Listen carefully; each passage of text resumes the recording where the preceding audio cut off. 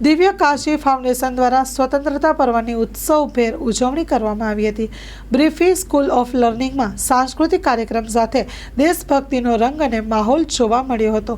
વિનામૂલ્યે શિક્ષણની ઉજવણી સાથે વિદ્યાર્થીઓને મેળવ્યો નવો ઉલ્લાસ। આર્થિક અને નબળા વર્ગના બાળકો માટે શિક્ષણમાં નવી દિશા। સાંસ્કૃતિક કાર્યક્રમમાં મહેમાનો અને વાલીઓનું દિલ જીતી લીધું હતું। દિવ્ય કાશી ફાઉન્ડેશન અને બી ફ્રી સ્કૂલ ઓફ લર્નિંગ દ્વારા પ્રજાસત્તાક પર્વનો ઉત્સવ ઉજવવામાં આવ્યો હતો। દેશની આન બાન અને શાન જળવાઈ રહે તે માટે પ્રજાસત્તાક પર્વની ઉજવણી કરવામાં આવી હતી। Story report by Pratap Sisodiya, Maliyahatina. ગાંધીનગરમાં બીફ્રી અમારી કંપની છે અને એમના વતી અહીંયા અમે માળિયામાં બાળકોને સારું એજ્યુકેશન મળે, સારા સંસ્કાર મળે એમના માટે આ પ્રવૃત્તિ કરીએ છીએ।